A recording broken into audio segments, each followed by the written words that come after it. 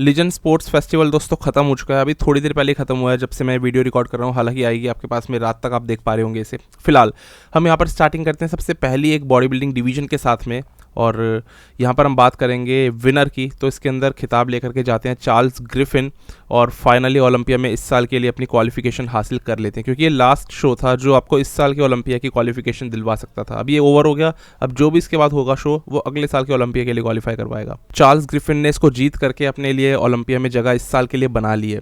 अब अगर mains body building की बात करूँ ना मैं, तो यहाँ पर कोई भी एथलीट ऐसा नहीं था जो कि परफेक्ट हो। परफेक्ट से मेरा मतलब बिल्कुल परफेक्ट नहीं है, लेकिन हर एक एथलीट के अंदर ना कुछ एक प्रॉब्लम थी बॉडी शेप के अंदर में। यहाँ पर विनर चार्ल्स ग्रिफिन की अगर बात कर लें तो इनके साथ में हमें दिखाई दी प्रॉब्लम बैक टीयर की। तो इनकी जो लेफ्ट वाली चेस्ट है उसमें एक टीयर आ गया था इस साल, एक दुर्घटना हुई थी इनके साथ में, लेकिन उसके बाद इन्होंने रिकवर किया, खुद को थोड़ा बहुत टाइम दिया, और अब काफ़ी एक लंबे अरसे के बाद में करीबन 4-5 महीने के बाद में ये इस वाले शो को खेल के जीत तो गए, लेकिन वो टीयर, वो चेस्ट की मसल की जो शेप बिगड़ गई है वो अभी भी ख़राब दिखाई दे रही है। और यही चीज़ इनको काफ़ी ज़्यादा क्रिटिसिज्म का सामना करवा दे रही है, क्योंकि लोग एक्सेप्ट नहीं कर रहे, हंस रहे हैं इनके ऊपर कि ये है पैक टीयर के साथ में एक विनर। लेकिन पैक टीयर एक चीज़, उसके अलावा अगर पूरी बॉडी की मैं बात करूं तो चार्ल्स ग्रिफिन की डेफिनेटली अपर बॉडी थोड़ी छोटी और थोड़ी फ्लैट लग रही थी as compare to his lower body. इनकी लोअर बॉडी इतनी हार्ड थी, और कुल मिला के बॉडी की जो हार्डनेस है ना वो अपने पीक पर थी, लेकिन हल्का सा बॉडी थी फ्लैट साइड पे भी एट द सेम टाइम। इसीलिए आप देखोगे साइड चेस्ट मारते हुए उनकी चेस्ट दबरी है, वैसे इनकी चेस्ट में फाइबर्स आते हैं। यही चीज़ आप नोटिस करोगे बैक डबल के अंदर, इनके ग्लूट्स में सॉफ्टनेस। हालांकि बॉडी हार्ड है लेकिन वो फाइबर्स नहीं दिख रहे, बिकॉज ग्लाइकोजन उतना ज़्यादा नहीं है, वो पुश नहीं कर रहा है मसल्स को अगेंस्ट द स्किन, तो इस वजह से वो फाइबर्स नहीं नज़र आ रहे। वो हार्डनेस और ज़्यादा हो सकती थी, पर ऐसा नहीं है कि ये कंडीशनड नहीं थे, पूरे कंडीशन थे ये। तो कहीं ना कहीं वही है, पैक टीयर की वजह से भी बॉडी ख़राब हो रही है, और कहीं ना कहीं अपर बॉडी का बैलेंस लोअर बॉडी के साथ में उतना तालमेल बिठा नहीं पा रहा। तो थोड़े से ये अच्छे नहीं दिख रहे थे, अपनी बेस्ट, अपनी पीक वर्जन पे तो ये नहीं थे। लेकिन स्टिल इस लाइनअप की अगर बात करता हूँ तो चार्ल्स ग्रिफिन इसके अंदर सबसे अच्छे थे, बिकॉज मैंने जैसे बोला कि सारे के सारे एथलीट्स ना कहीं से कुछ प्रॉब्लम, कहीं से कोई दिक्कत। इसके बाद अगर मैं बात करता हूँ यही सेकंड प्लेस पर आए जॉन जेविट की, तो जॉन जेविट अगर इस कॉन्टेस्ट के अंदर सेकंड ना आए होते ना तो मुझे बहुत हैरानी होती, क्योंकि एक्चुअली में ये डिज़र्व करते हैं इस वाली प्लेस को। इवन तो इनकी बॉडी में भी आपको प्रॉब्लम्स दिखेगी, जैसे इनके लेग्स काफ़ी स्मॉल है, और अपर बॉडी में वो फाइबर मसल्स की राउंडनेस, वो मैच्योरिटी नहीं है, और इनकम्प्लीट बॉडी है कुल मिला के। बैक से भी ये चीज़ आप नोटिस करोगे, लेकिन फिर भी कॉन्टेस्ट जिस हिसाब का है, जिस तरीके के लेवल के एथलीट्स आए थे, उस हिसाब से इनको सेकंड यहाँ पर आना चाहिए था, और ये बिल्कुल सेकंड ही आए। तो बिल्कुल मुझे लगता है सही इनकी प्लेसिंग यहाँ पर रही, एकदम कंडीशन आए थे। लेकिन ये इनके बाद में जस्टिन रॉड्रिग्यूज, बहुत ही एक ऑफ फिजिक के साथ में, और कैसा गटा यार, एकदम से लटक रहा है, ये क्या फिजिक लेकर के आते हैं पता नहीं, बस फूलते जा रहे हैं। लेकिन उसके अलावा क्वालिटी नाम की भी एक चीज़ होती है आजकल बॉडी बिल्डिंग में, बिल्कुल नहीं पता इनको। तो बहुत ख़राब फिजिक होती जा रही है लगातार, इसीलिए मैं ऐसा बोल रहा हूँ। थोड़ा सा नहीं, मैं काफ़ी ज़्यादा इनसे डिसअपॉइंटेड हूँ लगातार, जिस हिसाब से प्लेसिंग अपनी ला रहे हैं पिछले साल से। बिल्कुल कंडीशनिंग एक गेम होता है, इसको नहीं समझना चाहते, बिल्कुल नहीं समझ रहे कंडीशनिंग को। बाकी के सब लोग देखो, ऊपर के चार्ल्स हो गए, जॉन हो गए, ऐसे थोड़ी ना यार शार्प आ रहे हैं वो। कंडीशनिंग होती है यार, बहुत मायने रखती है। ऐसे थोड़ी होता है मेंस ओपन बॉडी बिल्डर हो तो बस फूलने का ही काम होता है। बड़े से बड़े एथलीट्स अपने आप को घिस के डाइट करते हैं, तब जाके वो छिले हुए आते हैं। हार्डी, डेरेक, निक वॉकर, या फिर कोई भी एथलीट हो, पर ये लोग बॉडी बिल्डिंग को वापस पीछे लेकर के जा रहे हैं। फिर वही आर्नोल्ड श्वार्ज़नेगर या पुराने एथलीट्स यही बोलते हैं कि आजकल के बॉडी बिल्डर्स तो डाइट भी नहीं करते। एक्चुअली में उनका ये कमेंट होता है, और कोई गलत नहीं बोलते हैं, तो वो लोग बोल रहे हैं, हम लोग तो क्या ही बोलेंगे, वो तो बहुत ही बड़े लोग होते हैं। तो गेम ख़राब होता है यार ऐसी फिजिक्स के आने से स्पोर्ट में, और कोई चेंज होने के भी आसार नहीं है ना। पिछले 1-2 साल से ऐसे ही दिख रहे हैं। पहले मैं इनकी फिजिक को सपोर्ट करता था, मुझे उम्मीद थी इनसे, पर ये एक थोड़ा सा भी अगर चेंज आता है ना तो इंसान पॉजिटिव बोलता है, पर यहाँ पर चेंज नेगेटिव में आ रहा है। इसके अंदर बात करूँ तो हमारे लेजेंड वापस से लौट करके आए मैक्स चार्ल्स, वो भी दिखाई दिए, और 5वीं प्लेसिंग पर आए। मैक्स का भी अगेन कोई पर्पस नहीं है बॉडी बिल्डिंग में खेलने का, उम्र बढ़ती जा रही है, और लगातार अपने आप को इस स्पोर्ट में पुश करना एक हेल्थ के साथ में खिलवाड़ करने जैसा ही है, और ना इनकी बॉडी कहीं से इंप्रूव होगी, और आज तक नहीं हुई तो अब और क्या ही होगी। फिलहाल एक डिक्रीमेंट ज़रूर था इनकी फिजिक में, और कोई भी एक खासियत नहीं थी एक्सेप्ट वो चेस्ट के फाइबर्स जो इनके हमेशा से जेनेटिकली आते हैं। बाकी मसल शेप, चाहे बाइसेप्स हो, लैट्स हो, या फिर waist, not pleasing to the eye. तो इसीलिए सारे एथलीट्स मैंने बताया मेंस ओपन बॉडी बिल्डिंग में इसी तरीके से थे। मसल्स उतनी ब्यूटीफुल नहीं है, स्ट्रक्चर शेप उतना ब्यूटीफुल नहीं था इन एथलीट्स का। ऊपर के टॉप 2 एथलीट्स लेकिन शार्प आए थे, इसीलिए कंपटीशन थोड़ा बहुत ठीक ठाक ये हो गया था। बाकी बहुत हाई लेवल का कंपटीशन ये नहीं था। अब हम चलते हैं दोस्तों अगली डिवीजन पे, मेंस फिजिक। तो यहाँ पर एकदम झटका लगा और अचानक से हमारे रेनिंग चैंप जो पहले से डिसाइड करके बैठे थे कि वो इस शो में कम्पीट करने वाले हैं और चैलेंज भी करके बैठे थे जिसमें हिम्मत हो मेरे को हरा के दिखाओ, इस शो में आखिरकार आए और हार गए। अब यहाँ पर हराने वाले उनको कायरन होल्डन रहे। इस शो में कायरन ने अपनी जगह बनाई और जीत कायम करी दूसरे शो की विक्ट्री के साथ। इससे पहले भी इन्होंने शो खेला था डेटोना प्रो और उसके अंदर भी जीते थे। अब दोबारा कायरन जीत गए। तो कायरन ने डेटोना में जो अपना एक कमबैक कराना from classic physique to men's physique, वो बहुत ज़बरदस्त था। उस शो की फिजिक इनकी बेस्ट फिजिक मुझे लगी थी और यहाँ पर भी इन्होंने कुछ हद तक वही फिजिक रिपीट करके दिखाई। कायरन बहुत फुल, बहुत ड्राई, एकदम शार्प लग रहे थे और अपने सिग्नेचर पोज के साथ में बहुत खतरनाक वाले अपने ऑब्लिक्स दिखा रहे हैं। ऐसा लग रहा है चाकू से काट काट के बनाए गए हों। ज़बरदस्त ड्राई शार्प फिजिक है। लेकिन एरिन बैंक्स यहाँ पर क्यों हार गए?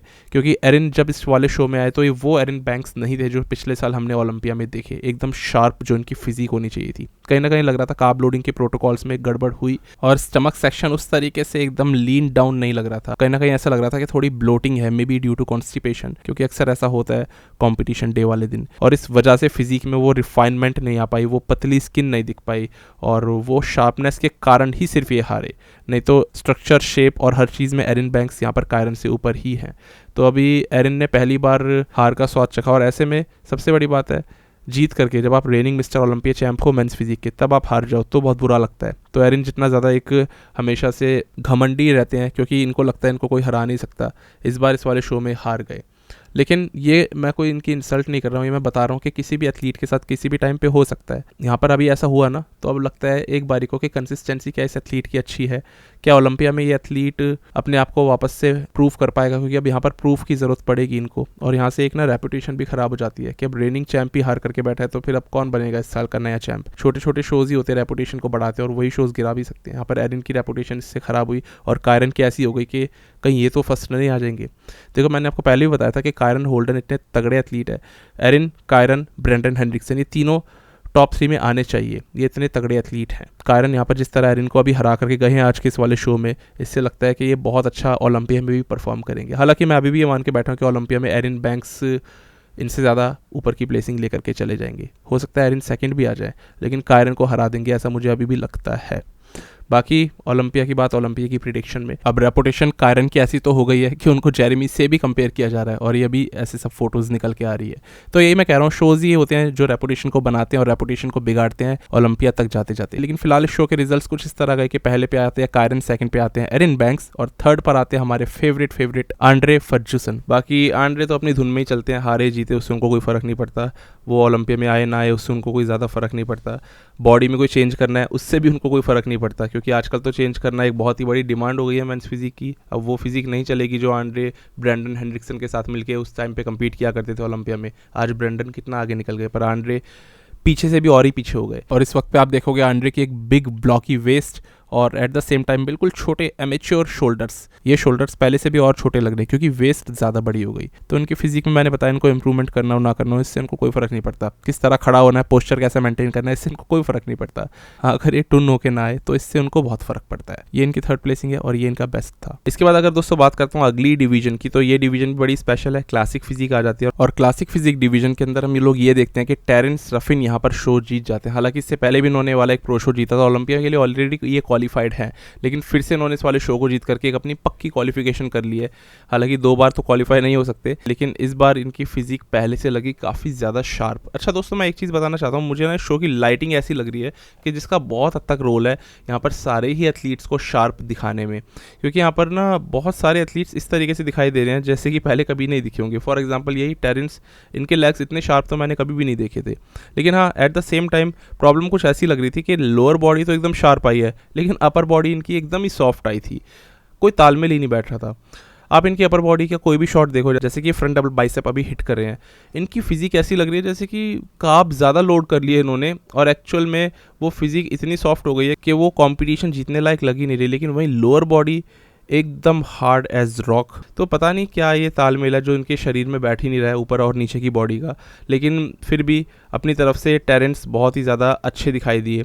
इस बार टेरेंस ने क्या करा ना, अभी जब ये शो शुरू होने वाला था तो उससे पहले जानबूझ करके एक ऐसा पोज अपना हिट किया और मिरर के आगे सेल्फी ली, सेल्फी नहीं, एक मिरर के आगे इन्होंने अपनी फ़ोटो ली जो काफ़ी हद तक रिजेंबल कर रही थी शॉन रे के उस आइकॉनिक फोटो, उस पिक्चर से जो उन्होंने साइड ट्राइसेप कट डाला था। अब ये दोनों फिजिक्स ना कंप्लीटली डिफरेंट है। शॉन रे जहाँ एक प्योर बॉडी बिल्डर थे उस जमाने के हिसाब से, एक वो जेनेटिक फ्रीक भी थे, बहुत ही फुल राउंड मसल्स थी उनकी। टेरेंस थोड़ी ना जेनेटिक फ्रीक है उनके जितने, लेकिन शॉर्ट सेम है, गॉगल्स ग्लासेस भी इनके इन्होंने पहन रखे हैं, तो काफ़ी हद तक इन्होंने मिमिक करा उस चीज़ को। और टेरेंस जाने भी जाते हैं अच्छी पोजिंग करने के लिए, तो इस वजह से शायद उन्होंने ये चीज़ डाली होगी। टेरेंस ने ये एक अपनी हाइप तो बनाई, उसके बाद इन्होंने वाला शो जीता लीजन का, और ओवरऑल अब ओलंपिया में हो गए क्वालिफाई। अब देखना होगा इस बॉडी के साथ में ये ओलंपिया में कैसा प्लेस करते हैं, क्या टॉप 5 क्रैक कर पाएंगे, क्योंकि लोअर बॉडी वही एकदम शार्प है, अपर बॉडी सॉफ्ट है, बैक पोजेज इनके ओवरऑल अच्छे हैं। लेकिन बाकी इसके अलावा इनके जो सबसे बड़े इसमें दावेदार और कॉम्पिटिटर बने वो बने लोगन फ्रैंकलिन,